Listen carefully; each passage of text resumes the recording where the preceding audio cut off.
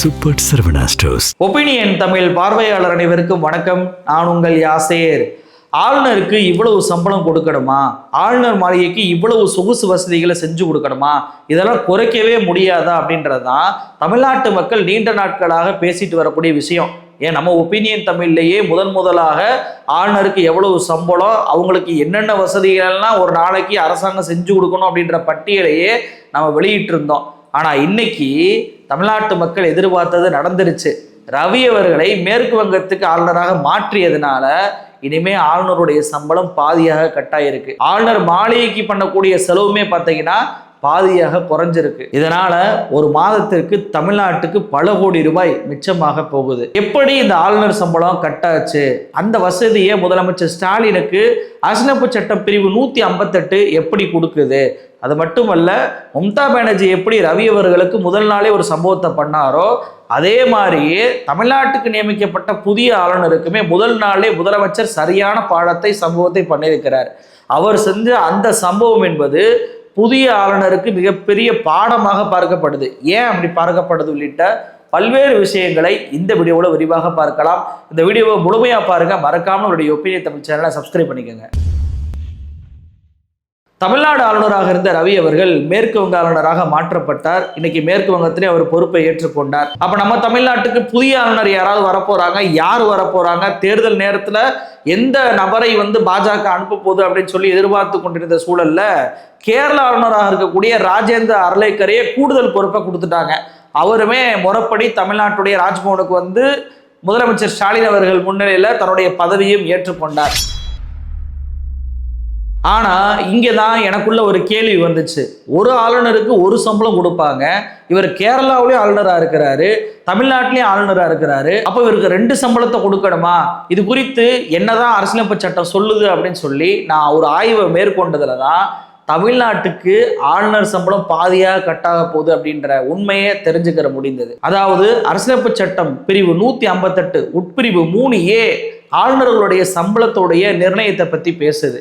இந்த பிரிவு சொல்வது என்ன அப்படின்னா, ஒரு ஆளுநருக்கு ஒரு சம்பளம் மட்டும்தான் கொடுக்க முடியும். அப்போ ஒரே ஆளுநர் 2 மாநிலத்துக்கு பொறுப்புல இருக்கும் போதும் அவருக்கு ஒரு சம்பளம் மட்டுமே கொடுத்தால் போதும். இன்னைக்கு நமக்கு கேரளாவுடைய ஆளுநர் அர்லேக்கர் தான் தமிழ்நாட்டுக்கும் ஆளுநர் அப்படின்றப்போ ஆளுநர் சம்பளம் பார்த்தீங்கன்னா மாசத்துக்கு 3.5 லட்சம் ரூபா. அப்போ இந்த 3.5 லட்சத்தை கேரளா பார்த்தீங்கன்னா 1.25 லட்சம் ரூபாயும், தமிழ்நாடு பார்த்தீங்கன்னா 1.25 லட்சம் ரூபாயும் கொடுத்தா போதும். இதனால தமிழ்நாட்டுக்கு மாசத்துக்கு 1.25 லட்சம் ரூபாய் மிச்சமாக போகுது. வெறுமன சம்பளம் மட்டுமா மிச்சமாக போகுது அப்படின்னா, சம்பளம் மட்டுமல்ல, ஆளுநருக்கு செலவு பண்ணக்கூடிய இதர செலவுகள், ஆளுநர் மாளிகைக்கு செலவு பண்ணக்கூடிய இதர செலவுகள் உள்ளிட்ட பல்வேறு செலவுகள் இனிமே பாதியா குறைஞ்சிரும். குடியரசுத் தலைவரை பொறுத்த வரைக்கும் அவர் தான் இதை நிர்ணயம் பண்றாரு. எய்தர் 50-50 அல்லது ஒர்க் ஃப்ளோ எங்க அதிகமா இருக்கு, பணிப்பளு அப்படின்னு சொன்னாவே நமக்கு சிரிப்பு வர. ஆளுநருக்கு பணிப்பளு என்பதெல்லாம் கிடையாது. அப்படி பணிப்பளு எந்த மாநிலத்தில் அதிகமாக இருக்கோ அந்த மாநிலம் 60% கொடுப்பாங்க, இவங்க 40% கொடுப்பாங்க. இப்படிதான் ஆளுநர் சம்பளம் என்பது பிரிக்கப்படுது. அப்போ ஆளுநர் செலவு என்பது எப்படி பிரிக்கப்படுது அப்படின்னா, இப்போ கேரளாவில் இருக்கக்கூடிய ஆளுநர் தமிழ்நாட்டில் வேலை பார்ப்பதற்காக கேரளா இருந்து தமிழ்நாட்டுக்கு வர்றாருன்னா அந்த பயண செலவு நம்ம கொடுக்கணும். கேரளாவில் அவர் இருக்கும்போது கேரளாவில் அவங்க அரசு கொடுத்துக்கிடுவாங்க. தமிழ்நாட்டில் அவர் இங்கே ஆளுநர் மாளிகையில் தங்குறாரு, அவர் அங்கே குடும்பத்தோட சாப்பிட்றாரு அப்படின்னா அந்த சாப்பாடு செலவை நம்ம எடுத்துக்கிறோம். இதே ஆளுநர் தமிழ்நாட்டில் இருந்துட்டு டெல்லிக்கு ஏதோ ஒரு தமிழ்நாட்டு வேலையா போறாரு அப்படின்னா அந்த செலவை தமிழ்நாடும், கேரளாவில இருந்து டெல்லிக்கு போறாரு அப்படின்னா கேரள மாநில அரசும், இப்படி அவங்கவுங்க மாநிலத்துக்கு அந்த ஆளுநர் செய்யக்கூடிய வேலையுடைய செலவை அந்தந்த மாநிலமே பிரிச்சுக்கிடுவாங்க. ஸோ இதன்படி பார்த்தீங்க அப்படின்னா ஆளுநர் மாளிகைக்கு மட்டும் மிகப்பெரிய அளவுக்கு செலவு என்பது இப்ப குறைய போகுது. நமக்கு என்னங்க சொல்றீங்க? இப்படி ஆளுநர்களுக்கு பாதி சம்பளம் தான் கொடுத்துருக்காங்களா? ஏதாவது உதாரணங்கள் இருக்கா அப்படின்னு சொல்லி பார்த்தா அதற்கும் உதாரணங்கள் இருக்கு. உதாரணத்தை சொல்லணும் அப்படின்னா, சிபி ராதாகிருஷ்ணன் 2024ஆம் ஆண்டு இவர் ஜார்க்கண்ட் ஆளுநராக இருந்த போதே பார்த்தீங்கன்னா தெலுங்கானாவுக்கும் இவர் ஆளுநராக நியமிக்கப்பட்டார், புதுச்சேரிக்கு துணைநிலை ஆளுநராக நியமிக்கப்பட்டார். அப்போ ஒரே நேரத்தில் 2 மாநிலம் ஒரு யூனியன் பிரதேசத்தை இவர் பார்த்தாருல. அப்போ இவருக்கான சம்பளம் செலவு எல்லாத்தையும் இந்த 3 மாநிலமும் பிரித்து பண்ணாங்க. அது மட்டுமல்ல, ஆனந்திபென் பட்டேல் இவங்க உத்தரப்பிரதேசத்துடைய ஆளுநராக இருக்கும்போது மத்திய பிரதேசத்துக்கும் கூடுதல் ஆளுநராக நியமிக்கப்பட்டாங்க. இவருடைய செலவுமே 2 மாநிலமும் சேர்ந்து பிரிச்சுக்கிட்டாங்க. ஏன் நம்ம தமிழ்நாட்டிலேயே அதுக்கு உதாரணம் இருக்கு. வித்யாசாகர் ராவ் 2017ஆம் ஆண்டு இவர் மகாராஷ்டிரா ஆளுநராக இருந்தபோது தமிழ்நாட்டுக்கும் கூடுதல் பொறுப்பு என்பது கொடுக்கப்பட்டுச்சு. அப்போது நம்ம தமிழ்நாட்டிலேயே ஆளுநர் சம்பளம் 2ஆக பிரிச்சு செலவை 2ஆ பிரிச்சு தான் நம்ம பண்ணோம். ரவி இருந்த வரைக்கும் நம்மளுடைய வரி பணம் என்பது மிகப்பெரிய அளவுக்கு செலவாகிட்டு இருந்துச்சு. அதாவது அவர் குடும்பத்தோட வந்து இருப்பாரு, அடிக்கடி வந்து தமிழ்நாட்டில் பயணப்பட்டுக்கிட்டே இருப்பாரு. அவருக்கு பெட்ரோல் செலவு வந்து செஞ்சுக்கிட்டு இருப்போம், அவர் தங்குற செலவை ஏற்பாடு பண்ணி கொடுப்போம். அடிக்கடி அவர் டெல்லிக்கு வந்து விமானத்துல போவாரு, அந்த செலவை நம்ம தான் ஏற்றுக்கொண்டு இருந்தோம். ஆளுநர் மாளிகையில விழான்ற பெயர்ல என்னென்னமோ விழாவெல்லாம் எடுப்பாரு, அதற்கு டீ செலவு, ஸ்நாக்ஸ் செலவு, அந்த விழா செலவு அப்படின்ற பில்லை நம்ம தான் போட்டோம். சுதந்திர தினத்தப்பையும் குடியரசு தின அப்பையும் டீ பார்ட்டின்ற பெயர்ல ஒரு டீ பார்ட்டிக்கே 14 லட்சம் ரூபாய் 20 லட்சம் ரூபான்னு செலவு பண்ணிக்கிட்டு இருந்தாரு. அந்த செலவை நாம தான் எடுத்துக்கிட்டு இருந்தோம். இப்ப எல்லாமே குறைஞ்சு போயிடும். இப்போ குடியரசு தினத்தை அன்னைக்கு அந்த ஆளுநர் கேரளாவில் இருக்காருன்னு வச்சுக்கோங்களேன், கேரளா அரசு தான் அதை பண்ணணும். ஒருவேளை சுதந்திர தினத்துக்கு இங்கே வந்துட்டாருன்னு வச்சுக்கோங்களேன், அதை மட்டும் நம்ம பண்ணா போதும். நமக்கு இதனால மிகப்பெரிய அளவுக்கு நிதி சுமை என்பது குறைய போகுது. இது ஒரு சரியான திட்டமாக தான் நான் பார்க்குறேன். என்னை பொறுத்த வரைக்கும் ஆளுநர் பதவி என்பது இருக்கக்கூடாதுதான். ஆனா இன்னைக்கு அரசியலமைப்பு சட்டப்படி ஆளுநர் பதவியை எடுக்க முடியாது நம்மளால. ஒரு மாநிலத்துக்கு ஒரு ஆளுநர் என்பது தேவையா அப்படின்றதான் இன்னைக்கு ஒரு கொஸ்டின் மார்க். இந்த ஒரே ஆளுநர் என்பவர் 2 மாநிலத்துக்கு பொறுப்பு அப்படின்றது நல்ல ஐடியாவாக தான் எனக்கு தோணுது. இவங்க பெருசாக ஒன்று வேலையெல்லாம் பண்ண போகிறது கிடையாது. கையெழுத்து போடுவது மட்டும்தான் இவங்களுடைய வேலையாக இருக்கு. அந்த வேலையை இவங்க உருப்படியாக பண்ணாதப்ப இவங்களுக்கு இவ்வளவு செலவு தேவையில்லை. இப்படி 2 மாநிலத்துக்கு 3 மாநிலத்துக்கு இவங்களை பிரிச்சு விட்டாவே எல்லா மாநிலத்துக்குமே செலவு என்பது குறையும் அப்படின்றது தான் இந்த சுச்சுவேஷன் ஏற்படுத்தியிருக்கக்கூடிய ஒரு தீர்வா இருக்கு. சரி, இப்போ முதலமைச்சர் ஸ்டாலின் அவர்கள் ராஜ்பவனுக்கே போய் செஞ்ச சம்பவத்தை பத்தி பார்த்துடலாம். மம்தா பானர்ஜி அவர்களை பொறுத்த வரைக்கும் பதவியேற்க வந்த ரவி அவர்களுக்கு ஒரு தக்க பாடத்தை பதவியேற்கும் போதே கொடுத்தாரு.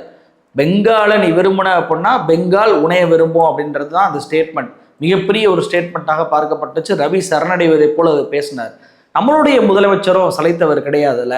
அவர் என்ன பண்ணார் அப்படின்னு சொல்லிட்டு அந்த ஆளுநர் மாளிகையை பதவியேற்கக்கூடிய விழாவை நம்ம ஒத்து கவனிச்சதுல ஒரு சம்பவம் என்பது நடந்திருக்கு. என்ன சம்பவம் அப்படின்னா, பொதுவாகவே இப்போ ஒன்றிய அரசு அந்த பிரதமரோ குடியரசுத் தலைவரோ ஒன்றிய சார்ந்த ஆளுநரோ பங்கேற்கக்கூடிய நிகழ்வுகளுக்கெல்லாம் இப்போ வந்தே மாதரத்தை சேர்த்து பாடணும்னு சொல்லி ஒரு உத்தரவு போட்டிருக்கிறாங்க. அப்போ வந்தே மாதரம் பாடல், அதன் பின்பு தேசிய கீதம், அதன் பின்பு தமிழ்தாய் வாழ்த்து, இந்த ஆர்டரில் தான் பார்த்தீங்கன்னா ராஜ்பவன் நடக்கக்கூடிய எந்த விழாவாக இருந்தாலும் நடக்கும். அப்போ ராஜ்பவனில் அந்த பதவியேற்பு விழாவிலையும் பார்த்தீங்கன்னா வந்தே மாதரம் பாடல் என்பது ஒழிக்கப்பட்டுச்சு. ஆனால் அதில் தான் சம்பவமே. முதலமைச்சர் ஸ்டாலின் அவர்கள் செஞ்ச இந்த ரியாக்ஷன் இருக்குது பார்த்தீங்களா, எதற்கு மரியாதை கொடுப்பேன், எதை கேஷுவலாக நான் இருப்பேன் அப்படின்றத பிரித்து காட்டிட்டார். வந்தே மாதரம் ஒழிக்கும் போது முதலமைச்சர் ஸ்டாலின் அவர்கள் கைகளை 2ஐயும் பின்னாடி கட்டிக்கிட்டு ரொம்ப கேஷுவலான ஒரு லுக்கில் இருந்தார். அதுவே தேசிய கீதம் பாடும்போது ஸ்ட்ரைட்டாக கையை கீழே வைத்து மரியாதை கொடுத்ததை பார்க்க முடியுது. இது ஒரு பார்ப்பதற்கு ஒரு சாதாரண விஷயமா தெரியலாம். ஆனால் தமிழ்நாட்டுக்கு எதை நாங்கள் ஏற்றுக்கொள்வோம், எதற்கு மரியாதை கொடுப்போம் அப்படின்றதை உணர்த்தக்கூடிய ஒரு சம்பவமாக இது மாறி இருக்கு. குறிப்பாக ஆளுநருக்கு மாறி இருக்கு. நான் ஏன் இதை ஆளுநருக்குன்னு சொல்லி அழுத்தி சொல்றேன் அப்படின்னா, இந்த ராஜேந்திர அர்லேக்கர் இருக்காரு தெரியுமா, அவர் கேரளாவில் நடந்து கொண்ட விதம் அப்படி. இந்த அர்லேக்கரை பொறுத்த வரைக்கும் ராஜ்பவனுக்குள்ளேயே போய் பாரத மாதா போட்டோ, அதுவும் ஆர்எஸ்எஸ் பயன்படுத்தக்கூடிய பாரத மாதா போட்டோவையே வந்து நடு சென்டர் நடு ஹாலில் அவர் வச்சு அதற்கு பூஜையெல்லாம் பண்ணார். எப்படிங்க இதை நீங்க பண்ணலாம், ஆர்எஸ்எஸ் இயக்கம் பயன்படுத்தக்கூடியதை நீங்க எப்படி இதை பயன்படுத்த போச்சு அப்படின்னு சொல்லி அந்த மாநில முதலமைச்சர் கேட்டப்போ, ஏன் இது வந்து தேசியத்தை உணர்த்தக்கூடிய ஒரு விஷயம் தானே, இதையே நீங்க வந்து பெரிய ஒரு விஷயமா கருதுறீங்கன்றார். அரசியலமைப்பு சட்டத்துல இந்தியா என்பது ஒரு பெண் நாடு, தாய் அப்படின்ற ஜெண்டர்லாம் சொல்லலை, இந்தியா அப்படின்றது நாடுன்னு தான் சொல்லியிருக்கு. இப்போ பாரத மாதான்னு சொல்லி இவங்க சொல்றதே தப்பு. ஏன் பாரத அப்பா அப்படின்றது இருக்க மாட்டாங்களா? அப்போ இந்திய அரசியலமைப்பு சட்டமே சொல்லாத ஒரு விஷயத்த பாரத மாதான்னு இவங்க கொண்டு வந்துட்டு அதையும் ஆர்எஸ்எஸ் பயன்படுத்தக்கூடிய பாரத மாதான்றதை பயன்படுத்தினது மிக முக்கியமான பேசு பொருளாக அப்போ மாறுச்சு. அப்படிப்பட்ட ஆளுநருக்கு கண்டிப்பாக முதலமைச்சர் ஸ்டாலின் அவர்கள் செய்த இந்த சம்பவம் என்பது ஒரு பாடமாக தான் அமையும். அது மட்டுமல்ல, இந்த ஆளுநருடைய செயல்பாடு என்பதே கேரளாவில் மிகப்பெரிய அளவுக்கு மாறுதல் கொண்ட ஒரு விஷயமா இருக்கு. ரவி அவர்களே வந்து பார்த்தீங்கன்னா இந்த மாநிலத்தில் பல்வேறு இடங்களுக்கு பயணப்பட்டிருக்கிறாரு, நிகழ்ச்சிகள்ல பேசுவார். ஒருபோதும் மக்கள் சந்திப்பு நடத்ததில்லை, ஒருபோதும் செய்தியாளர் சந்திப்பு நடத்ததில்லை. ஆனா இந்த ஆளுநர் அர்லேக்கர் இருக்கார்ல, இவர் வந்துட்டு இப்போ முதல்ல ஹிமாச்சல பிரதேசத்துல நியமிக்கப்படுறார். அங்க பாஜக ஆட்சி இருந்துச்சு. தேர்தலில் பாஜக தோத்து போய் காங்கிரஸ் ஆட்சி வந்தோடனே வேற மாதிரி நடந்துக்கிட்டாரு. அதன் பின்பு வேற பீகார் ஆளுநராக போடுறாங்க. நிதிஷ்குமார் அப்போ இந்தியா கூட்டணியில் இருந்தார். நிதிஷ்குமார் குடைச்சல் கொடுத்துக்கிட்டே இருந்தார். பின்பு நிதிஷ்குமார் பாஜக கூட்டணிக்கு போன உடனேயே அங்கே நார்மலான ஆளுநராக மாறிக்கிட்டார். இப்போ கேரள ஆளுநராக வர நியமிச்சாங்க. கேரள ஆளுநராக நியமித்த பின்பு பார்த்தீங்கன்னா இந்திய அரசியலமைப்பு சட்டம் ஆளுநருக்கு என்ன வரையறை கொடுத்துருக்கதோ அதை மீறுவதாகவே ஒரு செயல்பாடு இருந்துச்சு. அரசியலமைப்பு சட்டம் என்ன சொல்லுது? நீங்கள் முதலமைச்சர் அமைச்சர்களுடைய எய்ட் அண்ட் அட்வைஸை ஏற்றுக்கொண்டு அதன்படி தான் நடக்கணும். உங்களுக்கு தனித்துவமான செயல்பாடு எதுவுமே இல்லைன்னு தான் சொல்லுது.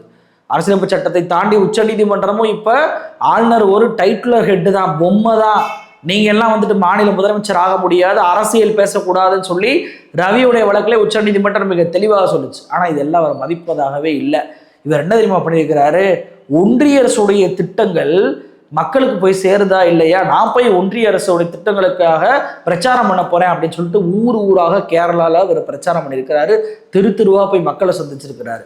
ஏன் இப்படி பண்றீங்க, நீங்க எந்த இரட்டை ஆட்சி முறையை கொண்டு வர பாக்குறீங்களா அப்படின்னா, திட்டங்கள் இருக்கா இல்லையா, போகுதா இல்லையான்னு பார்ப்பது எனக்கு கடமை இல்லையான்றாரு. உங்களுக்கு அந்த கடமையே இல்லையே, உங்களுக்கு அந்த அதிகாரமே கிடையாது. அதே நினைப்போடு தமிழ்நாட்டுக்கு வந்துடாதீங்க. அதே மாதிரி நம்மளும் பண்ணலாம் அப்படின்னு சொல்லிட்டு. ஏன்னா பன்வாரிலால் புரோஹித்னு ஒருத்தர் இருந்தார். அதிமுக ஆட்சி காலத்திலே இதே மாதிரி தான் மாவட்டமா போய் ஆய்வுகளை பண்ணாரு. அன்றைக்கு எதிர்க்கட்சி தலைவராக இருந்த முதலமைச்சர் ஸ்டாலின் அவர்கள் கடுமையான எதிர்ப்பு கொடுத்தாரு. அதிமுக கூட அமைதியா இருந்தாங்க. முதலமைச்சர் ஸ்டாலின் அவர்கள் அதுக்கு எதிர்ப்பு தெரிவித்தார். இன்னைக்கு அவர் முதலமைச்சராக இருக்கும்போது இது போன்ற நடவடிக்கைகளை அவர் அனுமதிப்பாரா? எதிர்க்கட்சியாக இருக்கும்போது எதிர்த்தவர் முதலமைச்சராக இருக்கும்போது கண்டிப்பாக அனுமதிக்க மாட்டார். அப்போ இது போன்ற நடவடிக்கைகளை தமிழ்நாட்டில் நீங்கள் நடத்தணும்னு நினச்சிங்கன்னா அதை எப்போவே மறந்துடுங்க. இன்னொரு விஷயம் இருக்கு, ஆளுநர்கள் செய்தியாளர் சந்திப்பை நடத்தக்கூடாது அப்படின்னு சொல்லி சட்ட விதி இல்லை என்றாலும் கூட ஆளுநர் அரசியல் பேசக்கூடாது என்பது ஒரு விதி அரசியலமைப்பு சட்டத்திலே இருக்கு. ஆனால் இவர் அதை தொடர்ச்சியாக மீறக்கூடிய ஒரு நபராக இருக்கிறார். கேரளாவில் அடிக்கடி செய்தியாளர் சந்திப்பவர் நடத்துவதும், அதே போல் மீடியாக்களுக்கு, டெல்லி மீடியாக்கள், கோடி மீடியாக்களுக்கு இவர் பேட்டி கொடுப்பதும் வாடிக்கையாக வச்சிருக்கிறாரு கேரளா ஆளுநராக இருக்கும்போது. இதை அந்த மாநில அரசு கடுமையாக எதிர்த்தாங்க. உங்களுக்கு பிரச்சனைனா மாநில அரசு கிட்ட டைரக்டா பேசுங்க, எதற்காக செய்தியாளர் சந்திப்பை நீங்க சந்திக்கிறீங்க அப்படின்னு சொல்லி கேட்டப்ப மக்கள் மன்றத்தில் எடுத்து பேசுவதற்கு எனக்கு உரிமை இல்லையா அப்படின்ற வார்த்தையெல்லாம் அவர் பேசியிருக்கிறார். சாமானியனுக்கு பேச்சுரிமை இருக்கு, ஆளுநருக்கு கிடையாது. ஆளுநர் அரசியல் பேசக்கூடாது. நீங்க செய்தியாளர் சந்திப்பை கேரளாவில் நடத்தின மாதிரி தமிழ்நாட்டுக்கு நான் வருவேன், இங்க இருக்கக்கூடிய கோடி மீடியாக்களுக்கு நான் பேட்டி கொடுப்பேன் அப்படின்ற நிலையை நீங்கள் எடுத்தால் முதலமைச்சருடைய நடவடிக்கை வேற மாதிரி மாறும். ஏற்கனவே ரவி அவர்கள் அவர் அந்த பேட்சா இந்த பேட்சா, அவர் யார் தெரியுமா, அஜித் தோவலுக்கு கீழே இருந்தவர், ஐபியில் வேலை பார்த்தவர், அப்படிப்பட்டவர் இப்படிப்பட்டவர், முதலமைச்சர் ஸ்டாலினை பயங்கரமா குடைச்சல் கொடுக்க போறாரு, அவர் ஒரு ஐபிஎஸ், அண்ணாமலை ஒரு ஐபிஎஸ், ரெண்டு ஐபிஎஸ் இரட்டை குழல் துப்பாக்கியாக செயல்பட போறாங்கன்னா என்னென்னமோ சொன்னீங்கல்ல வர்றதுக்கு முன்னாடி. ஏதாவது நடந்துச்சா? ஆளுநர் ரவியோட பல்ல புடுங்கி உட்கார வச்சார் ராஜ்பவன்ல. இன்னைக்கு இவர் ஸ்டாலின் அவர்களுக்கு எதிராக எதுவுமே பண்ண மாட்டார் அப்படின்றக்காண்டி தான் இன்னைக்கு தூக்கி அடிச்சுட்டாங்க. இவர் பண்ணக்கூடிய அத்தனை விஷயமே திமுகவுக்கு ஆதரவா போது, பாஜகவுக்கு எதிராக வாக்கரசியல் வரைக்கும் போதே. இவரை மாத்தாதீங்க, இவர் இப்படியே வைங்கன்னு சொல்லி முதலமைச்சர் அரசியல் மேடைகளில் பேசுறாரு. இதென்ன நம்மளுக்கு மிகப்பெரிய ஆப்பா மாறிடுச்சு அப்படின்றதுக்காக தூக்கி அடிச்சிங்க. அதை விட பிரச்சாரத்துக்கு இது யூஸ் ஆகும். இப்போ நீங்க ஆளுநர் அரலேக்கர் கேரளாவில் இருந்த மாதிரி நான் தமிழ்நாட்டில் இருப்பேன், நான் போய் மக்களை சந்திப்பேன், நான் செய்தியாளர் சந்திப்பேன்னா திமுகவுக்கு அது ஈஸியான பிரச்சாரம். ரவி அவர்களை விட டபுள் மடங்கு பிரச்சாரத்தை பண்ணுவாங்க. ஆளுநர் பதவிக்கு எதிரான இன்னமும் அந்த எண்ண ஓட்டம் என்பது தமிழ்நாட்டு மக்களுக்கு அதிகமாக மாறும். ஆளுநரை கண்டா வெறுப்படையக்கூடிய சூழல் உருவாகும். அது வாக்கு அரசியல்ல பாஜகவுக்கு எதிராக மாறும். இங்க நாங்க உரிமையை விட்டு கொடுக்க மாட்டோம். ஒரே நேரத்துல உரிமையை மீட்பதற்கு உச்ச நீதிமன்றம் போயும் போராடக்கூடிய முதலமைச்சர் தான் தமிழ்நாடு முதலமைச்சர். அதே போல ஆளுநருடைய செயல்பாடை வச்சு தமிழ்நாட்டு மக்களுக்கு கொள்கை கோட்பாடுகளை சென்று சேர்க்கக்கூடிய அந்த இடத்தையுமே முதலமைச்சர் கண்டிப்பா பயன்படுத்துவாரு. 2026 தேர்தலில் தேவையில்லாம ரவியே வச்சிருக்கலாம். ரவிக்கு பதிலாக கூடுதலாக இது மாதிரி அரசியலமைப்பு சட்டத்தை மீறக்கூடிய ஆளை நீங்க நியமனம் பண்ணீங்கன்னா தமிழ்நாட்டு மக்களும் சரி, தமிழ்நாடு முதலமைச்சரும் சரி, தமிழ்நாட்டில் இருக்கக்கூடிய ஜனநாயக சக்திகளும் சரி பார்த்து கொண்டு சும்மா இருக்க மாட்டாங்க.